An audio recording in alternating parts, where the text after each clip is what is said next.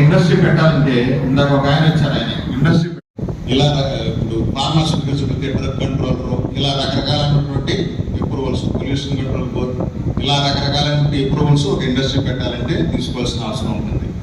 ఇన్ని డిపార్ట్మెంట్లకి ఒక మనిషి తిరగలేడు, తిరిగి తెచ్చుకోవడం చాలా అసాధ్యం. అందుకని గవర్నమెంట్ ఏం చేసిందంటే single desk portal, single desk, ఒకే వ్యక్తి ఒకే ఇండస్ట్రియలిస్ట్ ఒకేసారి అన్ని డిపార్ట్మెంట్లకి అప్లై చేసే విధానాన్ని తీసుకొచ్చింది. మీ ఇంట్లో కూర్చొని మీరు ఆ సింగిల్ డెస్క్ పోర్టల్లో వెళ్ళి మాకు పొల్యూషన్ కంట్రోల్ కావాలి, పవర్ కావాలి, జిఎస్టీ కావాలి, ఇలా రకరకాల ఇప్పుడు ఏది కావాలంటే అది మీరు అప్లై చేసుకోవచ్చు.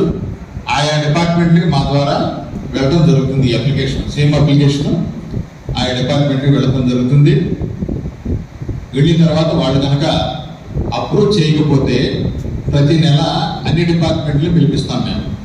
పొల్యూషన్ కంట్రోల్ బోర్డు కానివ్వండి, ఫ్యాక్టరీస్ డిపార్ట్మెంట్ కానివ్వండి, ఫైర్ సర్వీసెస్ కానివ్వండి, జిఎస్టీ కానివ్వండి, సిఆర్డిఏ కానివ్వండి, కమిషనర్ మున్సిపాలిటీ కానివ్వండి, గ్రామ డిపిఓ డిస్ట్రిక్ట్ పంచాయతీ ఆఫీసర్ కానివ్వండి, అన్ని డిపార్ట్మెంట్లు పిలిపిస్తాం.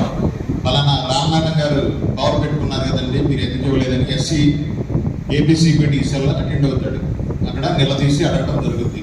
అందువల్ల ఈ అప్రూవల్స్ విషయంలో ఇదివరకు ఉన్నంత జాప్యం ఉండదు. ఎందుకంటే మేమున్న మధ్యలో మీ తరపున, అందువల్ల ప్రతి డిపార్ట్మెంట్ని మేము మీ తరపున పరిశీలి చేసి ఆ అప్రూవల్ వచ్చే బాధ్యతని మేము తీసుకుంటాం. ఇందాక ఒక మిత్రులు అంటున్నారు జిఎస్టీకి నెలన్నర పట్టిందంటే అని. జిఎస్టీకి నెలన్నర కాదు, ఇప్పుడు ఆ జాయింట్ కమిషన్ ఆఫ్ కమర్షియల్ ట్యాక్స్ని పిలిపిస్తాం ఎందుకు ఇవ్వలేదని చెప్పి.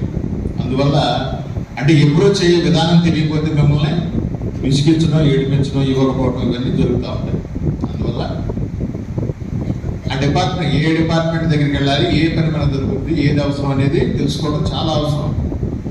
చాలా చాలా అవగాహన కలిగిన వాళ్ళు కూడా చంద్రశేఖర్ గారు చెబుతున్నారు కదా, మాకు జిఎస్టీకి చాలా లేట్ అయిందని.